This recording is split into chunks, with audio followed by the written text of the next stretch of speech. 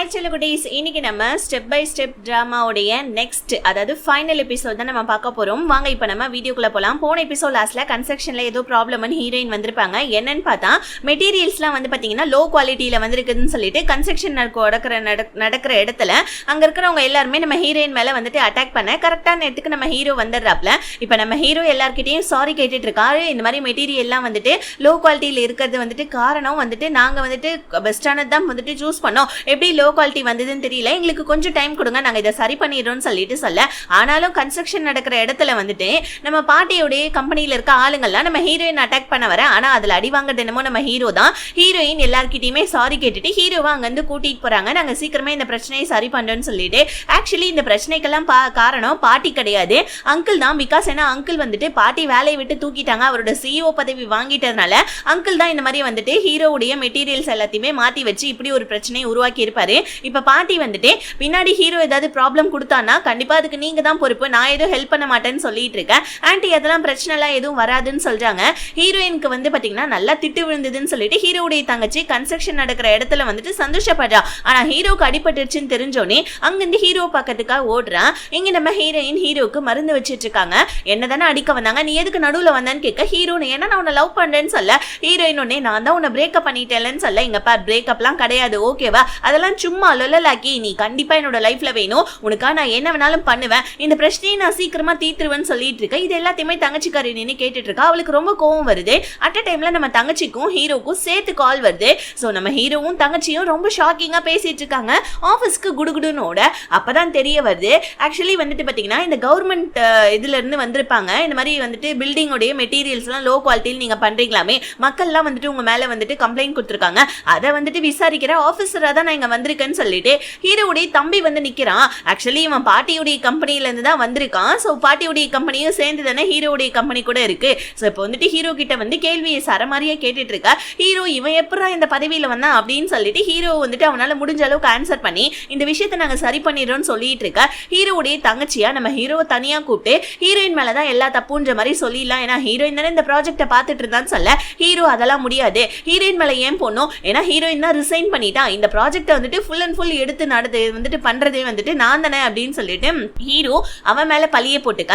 ஹீரோயினுக்கு நம்ம ஹீரோ கால் பண்ணி விஷயம் எதுவும் பெருசாவல, நீ ஒன்னும் கவலைப்படாத, நீ டிசைன் மட்டும் தானே போட்டு கொடுத்த, ப்ராஜெக்ட் நாங்க தானே பண்ணோம், நாங்க அந்த பிரச்சனையை பார்த்துக்கிறோம்னு சொல்லிட்டு இருக்கோம்ல. ஹீரோடைய அதாவது நம்ம ஹீரோயினோட ஃப்ரெண்டு வந்து ஃபோன் காலை கட் பண்ணி விட்டுறான். ஹீரோயின் என்னடா இந்த ட்ரெஸ்ல இருக்கேன்னு கேட்க இவன் விஷயத்த சொல்றான். உங்க பாட்டியோடைய கம்பெனில இருந்து தான் நான் இன்ஸ்பெக்ஷன் டீம்ல இருந்து நான் போனேன். ஸோ இந்த மாதிரி நான் ஹீரோ கிட்ட வந்துட்டு கேட்டிருக்கேன் கேள்விகள் எல்லாத்தையுமே. ஹீரோ இந்த பிரச்சனையை சரி பண்ணனா அவனுடைய பதவியே அவன் வந்துட்டு நீக்கிடணும் அப்படின்னு சொல்லிட்டு சொல்ல ஹீரோயின் ஷாக் ஆகுறாங்க. நீ எப்பல இருந்துதான் எங்க பாட்டி கூட ஒன்னா சேர்ந்தேன்னு சொல்ல. அப்பதான் இவன் எல்லா விஷயத்தையும் சொல்றா. அதாவது என்னுடைய அப்பா தான் ஹீரோவுடைய வளர்ப்பு அப்பா, அதாவது ஹீரோ கிட்ட இருக்கப்ப மொத்த சொத்துமே வந்துட்டு எனக்கு சேர வேண்டியதே, ஆனா ஹீரோ அதை வந்துட்டு அனுபவிச்சுட்டு இருக்கான், அதை அவன் கிட்ட இருந்து வாங்கணும், அதுக்கு வேற வழி இல்லை, அதனால நான் பாட்டி கூட கூட்டு சேர்ந்துக்கிட்டேன்னு சொல்ல. ஹீரோயின் ரொம்ப டென்ஷன் ஆகி அவங்க ஃப்ரெண்டை திட்டி விட்டுட்டு போயிடுறாங்க. இப்போ இந்த நியூஸ் ஆன்லைன்ல ஃபுல்லா ஸ்ப்ரெட் ஆயிடுச்சு. இதுக்கு காரணமும் நம்ம ஹீரோவுடைய தங்கச்சி தான். பிகாஸ் ஏன்னா இவ ஹீரோயின் மேல பழி போடணுன்ற ஒரே நோக்கத்தோட ஹீரோட்ட போய் பேசுறா, விஷயத்தையும் பெருசாக்கி விட்டுட. ஆனா ஹீரோ கட் அண்ட் ரைட்டா சொல்லிட்டான், ஹீரோயின் ஆல்ரெடி ரிசைன் பண்ணிட்டா, ரிசைன் பண்ணதுக்கு அப்புறமா தான் இந்த ப்ராஜெக்டை நாங்க ஸ்டார்ட் பண்ணோம் நம்ம, அதனால இதுக்கு எல்லாத்துக்கும் வந்துட்டு மெயின் பொறுப்பு நான் தான் அப்படின்னு சொல்ல. இவ கடுப்பாய் கோவத்துல கத்தி விட்டுறா. இந்த மாதிரி ஹீரோயினை பிரிக்கிறதுக்காக உங்ககிட்ட நான் எவ்வளவு பாடுபடுறேன், ஏன் ஹீரோவுடைய வந்து ஹீரோயினுடைய அண்ணன் கூட சேர்ந்து ஃபேக்கா அவன் வந்துட்டு என்ன ரேப் பண்ணிட்டான்னு கூட சொன்னேன், ஆனா நீ இன்னுமே ஹீரோயின் கிட்ட வந்துட்டு சப்போர்ட் பண்ணி பேசுறியேன்னு சொல்ல. ஹீரோ இந்த விஷயத்த கோவத்துல கேட்டுட்டு ரொம்ப கடுப்பாயி, நீ எல்லாம் ஒரு பொண்ணா, நான் உன்னை எவ்வளவு வந்துட்டு ஒரு நம்பிட்டு இருந்தேன், உன்னை நம்பிக்கிட்டு நான் அவ கூட பிரேக்கப்லாம் வேற பண்ணிட்டேன், ஸோ இதெல்லாம் நீ பண்ணது கரெக்டா, அப்பா மட்டும் உயிரோட இருந்தாங்கன்னா உன்னோட இந்த பிஹேவியரை பார்த்து அப்பாவே ரொம்ப கஷ்டப்பட்டிருப்பாங்கன்னு சொல்லிட்டு ஹீரோ இதுக்கப்புறம் என் மூஞ்சிலே முழிக்காதன்னு சொல்லிட்டு போயிடுறான். ஸோ இப்போ ஹீரோ எங்க வந்திருக்கான்னா அவனோட தம்பி கிட்ட தான். அதாவது என்னன்னா பாட்டியுடைய டார்கெட் என்னமோ நான் தான், ஏன்னா வந்துட்டு அவங்களுடைய வந்துட்டு மொத்த இது ப்ராஜெக்ட் எல்லாத்தையுமே நான் வாங்குறேன்றதுனால தான் அவங்களுக்கு என் மேல கோவம், அதனால தான் அப்பாவுடைய கம்பெனியை நாசப்படுத்தணும்னு நினைக்கிறாங்க, பேசாம அந்த கம்பெனியை நீயே வச்சுக்கோ, சொத்தெல்லாம் நான் உனக்கே கொடுத்துறேன்னு சொல்லிட்டு சிஓ பதவியில இருந்து விலகுறேன்னு சொல்லிட்டு ஹீரோ வந்துட்டு நியூஸ்லயும் அதாவது ஆன்லைன்ல ஸோ வந்துட்டு வீடியோவும் போட்டுடுறான். அவனோட தம்பி கிட்ட மொத்த வந்துட்டு பாத்தீங்கன்னா சொத்தையும் கொடுத்துட்டு பிளஸ் கம்பெனியோடைய பொறுப்பையும் நம்ம ஹீரோ கொடுத்துட்டு அவனோட சிஓ பதவியில இருந்தும் நம்ம ஹீரோ வந்துட்டு ரிசைன் பண்ணிடுறான். இதை நம்ம ஹீரோடைய சிஸ்டர் பாக்குறா, ஹீரோயினும் பாக்குறாங்க. இப்ப ஹீரோயின் போயிட்டு அவங்க ஃப்ரெண்டை திட்டுறாங்க, ஏன்டா இந்த மாதிரிலாம் பண்றேன்னு சொல்ல. நான் தான் சொன்னல ஹீரோ கிட்ட இருக்கிறதெல்லாம் என்னுடையது, ஸோ அதனால என்னுடையதை நான் வாங்கணும், அதனால நான் எந்த எல்லைக்கும் வேணா போவேன், இப்போ ஹீரோ கிட்ட இருந்தது எல்லாமே என்கிட்ட இருக்கு, இப்ப நீ என்ன மேரேஜ் பண்ணி லவ் பண்ணுவியான்னு சொல்லி கேட்க ஹீரோயின் திட்டுறாங்க. காசு இருக்குந்தா நான் லவ் பண்ணுவேன்னு நீ நினைச்சிட்டு இருக்கியா? ஹீரோ கிட்ட ஒண்ணுமே இல்லைனாலும் நான் ஹீரோவை தான் நான் லவ் பண்ணுவேன்னு சொல்லிட்டு ஹீரோயின் திட்டிட்டு போயிடு. அப்ப ஹீரோ போனதுக்கு அப்புறமா ஹீரோடைய தங்கச்சினால தொத்தால ஆபீஸ பாத்துக்கவே முடியல. வந்து நம்ம ஹீரோவை பாக்கறா, வந்துட்டு வீட்டை போய் தேடுறா. ஆனா ஹீரோவை காணோம். ஒரு வாரம் ஆச்சு, நம்ம ஹீரோ எங்க போனானே தெரியல. சிஓ பதவியை ராஜினாமா பண்ணதுக்கு அப்புறமா ஹீரோயின் ஒரு பக்கம், ஹீரோடைய தங்கச்சி ஒரு பக்கம்னு சொல்லிட்டு எல்லாருமே ஃபீல் பண்ணிட்டு இருக்க. இப்ப அங்கிள் என்ன பண்றாரு, என்னதான் இருந்தாலும் ஹீரோ பாவம் தெரியுமா. அவங்க ஆக்சுவலி பின்னாடி பேக் ஸ்டோரி என்னன்னா, நம்ம ஹீரோயினுடைய அப்பா பிளஸ் ஹீரோவுடைய வளர்ப்பு அப்பா, அதுக்கப்புறமா இந்த பாட்டியுடைய மொத பையன், அதாவது இந்த அங்கிள், இவங்க 3 பேருமே தான் பிசினஸ் பார்ட்னர்ஸா இருந்திருக்காங்க. ஹீரோவுடைய அப்பாவை ஏமாத்த, அதாவது ஷேர்ஸ் எல்லாம் எழுதி வாங்கி இந்த அங்கிள் ஏமாத்தி இருப்பாரு. அதனால ஹீரோவுடைய அப்பா வந்துட்டு பில்டிங்ல இருந்து கீழே குச்சி சூசைட் பண்ணி இறந்திருப்பாங்க. இதனால வந்து பாத்தீங்கன்னா நம்ம ஹீரோ கடுப்பாயி, எங்க அப்பாவுடைய ஷேர்ஸ் எல்லாம் நீங்க எழுதி வாங்கினதுனால தானே இந்த மாதிரி எங்க அப்பா சூசைட் பண்ணி இறந்துட்டாங்க.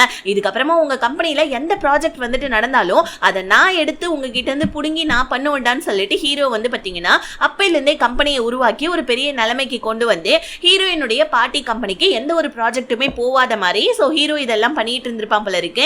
இப்போ வந்துட்டு அங்கிளே ஒரு மாதிரி லைட்டா இது பண்றாரு, ஒரு மாதிரி கஷ்டப்படுறாங்க. என்னதான் இருந்தாலும் அவங்க அப்பாவுடைய ஷேர்ஸை வாங்கினதுனால தானே அவன் நம்ம கம்பெனியோட எதிரியானா அப்படின்னு சொல்லிட்டு அங்கிள் ஆண்டி கிட்ட உட்காந்து பேசிட்டு இருக்கா. இன்னொரு பக்கம் நம்ம ஹீரோவுடைய தம்பி இருக்கான் இல்லையா, அவன் என்ன பண்றான், பாட்டி கிட்ட வந்திருக்கான். பிகாஸ் ஏன்னா ஹீரோவுடைய அப்பா ஷேர்ஸ் இன்னும் பாட்டி கிட்ட தானே இருக்கு, அதனால எங்க அப்பாவுடைய ஷேர்ஸ் எனக்கு கொடுங்கன்னு சொல்றான். பிகாஸ் ஏன்னா இவன் பாட்டியுடைய கம்பெனியில சேர்ந்து ஹீரோவை ராஜினாமா பண்ண வச்சதுக்கான காரணமே, பாட்டி உனக்கு நான் ஷேர்ஸ் எல்லாம் கொடுக்குறவங்க அப்பாவுதே, ஹீரோவை நீ ராஜினாமா பண்ண வைக்கணும்னு சொன்னனால தான் இவன் அந்த மாதிரிலாம் பண்ணியிருப்பான். இப்ப பாட்டியும் ஷேர்ஸ் எல்லாம் எழுதி கொடுத்துட்டாங்க.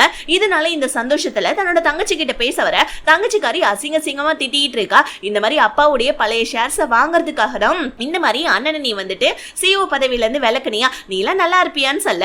இப்போ வந்துட்டு இவன் என்ன பண்றான், இங்க பாரு அது மட்டும் கிடையாது, இந்த கம்பெனியை இப்ப நான் மேல எடுத்துட்டு வரணும். ஹீரோயின் ரிசைன் பண்ணிட்டாலே, இப்ப ஹீரோயினை மறுபடியும் இந்த கம்பெனில நான் ஜாயின் பண்ண வைக்கணும். அதனால ஒழுங்கா உன்னோட சைனை போட்டு கொடு, அப்பதானே நான் அவளை வேலைக்கு வச்சுக்க முடியும்னு சொல்லிட்டு அண்ணன்காரன் சொல்ல, தங்கச்சிக்குமே ஒத்தாலா நின்று கம்பெனியை சமாளிக்க முடியல இல்லையா.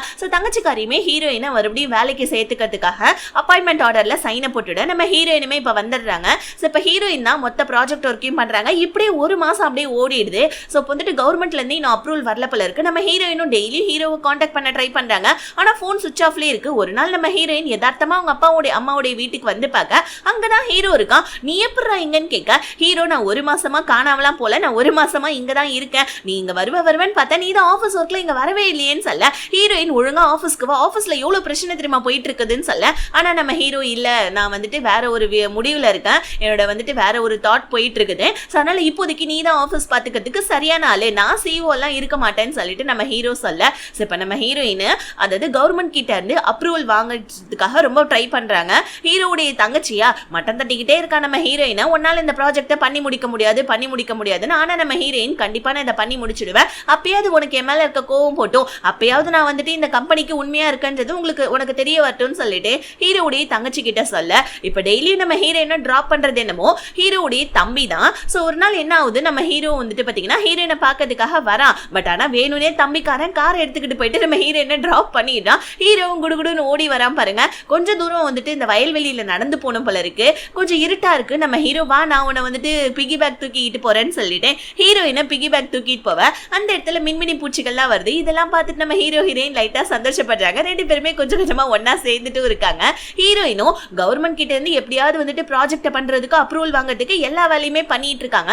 இன்னொரு பக்கம் வந்து பாத்தீங்கன்னா மக்களை சமாதானப்படுத்திட்டு இருக்காங்க. ஒரு நாள் என்ன ஆகுதுன்னா, கவர்மெண்ட் கிட்ட இருந்து அப்ரூவல் கிடைச்சது. சரி ஓகே, உங்களுக்கு நாங்க 2வது சான்ஸ் கொடுக்குறோம், மறுபடியும் அந்த ப்ராஜெக்டை எடுத்து பண்ணுங்க, இந்த தடவையாவது மெட்டீரியலை குவாலிட்டியா பண்ணி முடிங்கன்னு சொல்ல. ஹீரோயின் தான் இதுக்கு பின்னாடி இருந்து எல்லா ப்ராஜெக்டையும் சரியா பண்ணி முடிச்சான்றதுனால ஹீரோவுடைய தங்கச்சிக்கு லைட்டா வந்துட்டு கோவம் குறையுது. நம்ம ஹீரோயின் கிட்டே உட்காந்து பேசுறா. ஹீரோயினும் வந்துட்டு இங்க பாரு, ஆக்சுவலி வந்துட்டு உங்க அண்ணனுடைய இடத்துல இப்ப நான் இருந்து ப்ராஜெக்ட் பண்ணதுனால உனக்கு கோவம் இருக்கும் தான், பட் ஆனா உங்க அண்ணன் இந்த கம்பெனி எந்த அளவுக்கு வளர்த்துட்டு வந்தாரு உனக்கே நல்லா தெரியும் இல்லையா, அதனால தான் வந்துட்டு நான் இந்த கம்பெனியில வந்து மறுபடியும் ரீஜாயினிங் பண்ணி இந்த எல்லா இதுக்குமே நான் வந்துட்டு ப்ராப்ளத்தை எல்லாம் சரி பண்ணேன், என் மேல இன்னும் உனக்கு கோவம் போலியான்னு கேட்க ஹீரோவுடைய தங்கச்சி கடைசியா புரிஞ்சுக்கிறா, என்னதான் நம்ம பிரிக்க ட்ரை பண்ணாலும் ஹீரோ ஹீரோயின் பிரிய மாட்டாங்கன்னு சொல்லிட்டு, இந்த மாதிரி நான் கூட அண்ணனை ரொம்ப கஷ்டப்படுத்துறேன், எனக்கு அவனை பார்த்து சாரி சொல்லணும் போல இருக்குன்னு சொல்ல, ஹீரோயின் அப்படி சாரி சொல்றதா தான் வந்து எங்க வீட்டுல சொல்ல, உங்க அண்ணன் ஏன் வீட்டுல தான் இருக்கான்னு சொல்ல, தங்கச்சிக்காரையும் கடைசியா புரிஞ்சுக்கிறா, ரெண்டு பேருமே பிரிக்க முடியாது, அப்படியே விட்டுறலான்னு சொல்லிட்டு அவளுமே அவளுடைய மனசை மாத்திக்கிறா. இன்னொரு பக்கம் நம்ம ஹீரோயின் அப்பயும் பல வேலையை விட்டு வரக்குள்ள கரெக்டா அந்த வயல்வெளியில நம்ம ஹீரோ அழகழகா லைட்டிங்லாம் செட் பண்ணி வச்சிருக்கான் பாருங்க. இதெல்லாம் பார்த்துட்டு நம்ம ஹீரோயினோட மனசு இன்னும் கொஞ்சம் இறங்கிடுது. இப்போ நம்ம ஹீரோ ஹீரோயின் உட்காந்து பேச ஆரம்பிக்கிறாங்க. ஃபைனலி எல்லா பிரச்சனையும் முடிஞ்சிருச்சுன்னு சொல்ல, ஹீரோ அதுக்காக தானே நானுமே வந்துட்டு ரொம்ப ஆசைப்பட்டேன், எல்லா பிரச்சனையும் முடிஞ்சிருச்சு, சரி ஓகே இப்போ வந்துட்டு மறுபடியும் நம்ம ரெண்டு பேருமே ரீஜாயினிங் பண்ணிக்கலாமான்னு கேட்க, ஹீரோயின் அதெல்லாம் முடியாதுன்னு சொல்ல, ஹீரோ இங்க பாருமா எத்தனை தடவைதாமா நான் உனக்கா பின்னாடி பின்னாடி வந்து அலையிடுது, உனக்காக தான் உன்னோட அப்பா அம்மா வீட்டுல நான் இவ்வளவு நாள் தங்கிட்டு இருந்தேன், ப்ளீஸ்மா தயவு செஞ்சு ஒத்துக்கமான்னு சொல்ல, லாஸ்டா நம்ம ஹீரோ ஒரு கிஸ் கொடுக்க அவ்வளவுதான், ரெண்டு பேரும் ஒன்னா சேர்ந்துடுறாங்க. இப்போ அப்படியே கட் பண்ணி நம்ம ஹீரோயினுடைய அப்பாவும் பிளஸ் ஹீரோவுடைய தம்பியும் உட்காந்து ஒரு பார்ல சாப்பிட்டுட்டு இருக்க, ஹீரோவுமே வந்துட்டு இருக்கான். ஸோ இப்போ ஹீரோ வந்துட்டு அவன் தம்பி கிட்ட ரொம்ப நார்மலா பேசிட்டு இருக்கான். என்னடா நடக்குதுங்கன்னு பார்த்தா ஆக்சுவலி வந்துட்டு அப்பாவுடைய ஷேர்ஸ் எல்லாத்தையுமே வந்து பாத்தீங்கன்னா வாங்கறதுக்காக தம்பிக்காரன் நடிச்சிருக்கான். அதாவது என்னன்னா ஒரு குட்டி பிளாஷ்பேக், நம்ம ஹீரோ வந்துட்டு நீயே சொத்தெல்லாம் வச்சுக்கோ, நீயே கம்பெனி எல்லாம் வச்சுக்கோ, சிஓ பதவியில இருந்து நான் விலகுறேன்னு சொல்லியிருப்பான் இல்லையா. ஸோ ஆக்சுவலி என்ன நடந்திருக்குன்னா நம்ம ஹீரோ வந்துட்டு இப்படி சொல்ல, தம்பிக்காரன் எனக்கு சொத்தெல்லாம் வேணாம், அப்பாவுடைய உண்மையான ஷேர்ஸ் தான் வேணும், இந்த சொத்தெல்லாம் உருவாக்குனது நீ தான், எனக்கு அதனால சொத்தெல்லாம் வேணான்னு சொல்ல, உடனே நம்ம ஹீரோ வந்துட்டு சரி ஓகே சிஓ பதவியில இப்போதைக்கு நீ இரு, ஸோ என்ன வந்துட்டு சிஓ பதவியில இருந்து விலக்கிட்டதா சொல்லி பாட்டி கிட்ட இருந்து ஷேர்ஸ் எல்லாத்தையுமே எழுதி வாங்கிக்கோ, இதுதான் பிளான் நம்ம ஹீரோ சொல்ல, லாஸ்டா ஷேர்ஸையும் எழுதி வாங்கிட்டதுனால ஹீரோ இப்ப அகைன் அவனோட சிஓ பதவிக்கு வந்துட்டான். இது தெரியாத நம்ம பாட்டி செம ஷாக் ஆகி ஹீரோவை வந்துட்டு பாத்தீங்கன்னா பேசுறதுக்காக கூப்பிடுறாங்க.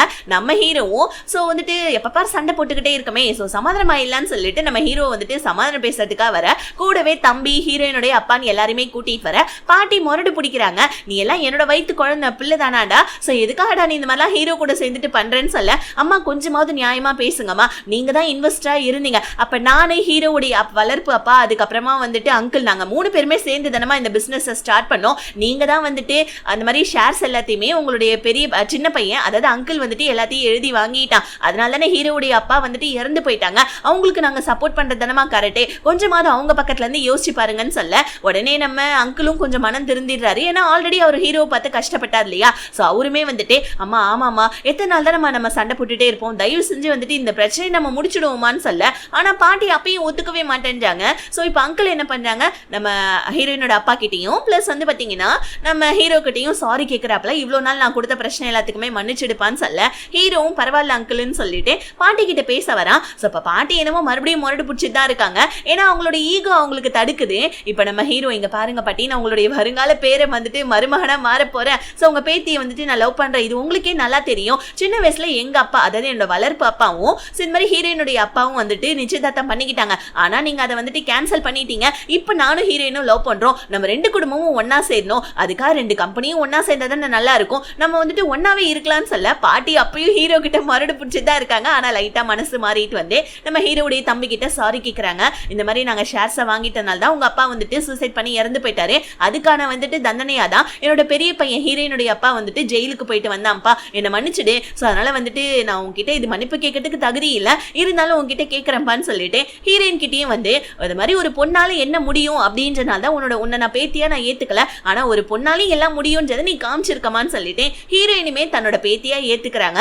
இப்படியே எல்லா பிரச்சனையும் கடைசியா சால்வ் ஆயிடுது. நம்ம ஹீரோடைய தம்பி அவனுடைய ஷேர்ஸ் எல்லாத்தையுமே வச்சிருந்தாலும் அகைன் வந்துட்டு அவனோட கெஃபே ஒர்க்குக்கே அவன் போயிடுறான். இப்ப கெஃபே ஓனர் ஷூ இருக்கார் இல்லையா, அவர் வந்துட்டு நீ இல்லாத நேரத்துல நிறைய பொண்ணுங்க உன்னை கேட்டு வந்தாங்க, பொண்ணுங்க நம்பர்லாம் கொடுத்துட்டு போயிருக்காங்க, ஒழுங்கா டேட்டிங் போடான்னு சொல்லிட்டு சொல்ல, இன்னொரு பக்கம் நம்ம ஹீரோயின் டேட்டிங்னு சொல்லி கூட்டிட்டு வந்து அழகா வந்து என்ன பண்றான், ட்ரோன்ல எல்லாம் வந்துட்டு இந்த ப்ரப்போஸ் பண்ணுவாங்க இல்லையா இந்த ஷால், சோ அதெல்லாம் வர வச்சு நம்ம ஹீரோயினுக்கு ப்ரப்போஸ் பண்றதுக்காக எல்லா ஏற்பாடும் பண்ணிட்டு இருக்கா. பின்னாடியே பார்த்தா நம்ம ஹீரோயினுடைய அண்ணன் பிளஸ் ஹீரோவுடைய தங்கச்சி, அதுக்கப்புறம் ஹீரோயினோட ஃப்ரெண்டு, அம்மா அப்பான்னு எல்லாருமே வர, லாஸ்டா எல்லா பிரச்சனையும் முடிஞ்சு போய் நம்ம ஹீரோ இதுக்கப்புறமும் என்னால வெயிட் பண்ண முடியாது, தயவு செஞ்சு என்ன கல்யாணம் பண்ணிக்கோ ப்ளீஸ்ன்னு சொல்லிட்டு நம்ம ஹீரோ உட்காந்து ஹீரோயின் கிட்ட கேட்க, ஹீரோயினும் இதுக்கப்புறமும் என்னால உன் கூட சண்டை போட்டுக்கலாம் இருக்க முடியாது, இதுக்கப்புறமா வந்துட்டு லைஃப் டைம் சண்டை போடலான்னு சொல்லிட்டு நம்ம ஹீரோ கூட சேர்ந்து ஸோ ஹீரோவுடைய ப்ரப்போசல் அக்செப்ட் பண்ணி ஃபைனலா ஒரு கிஸ் பண்ணி இப்படி இந்த ஜாமாவுமே முடியுது. ஸோ இந்த கதை யாருக்கெல்லாம் பிடிச்சிருந்துச்சோ மறக்காம அவங்கள வீடியோவை வந்துட்டு லைக் பண்ணிடுங்க. ஸோ என்னோட சேனல்ல நெக்ஸ்ட் போட்ட ஜாமாவை நீங்க பார்க்கணும்னு நினைச்சீங்கன்னா மறக்காம சேனலுக்கு சப்ஸ்கிரைப் பண்ணிடுங்க. டடா பை, see you.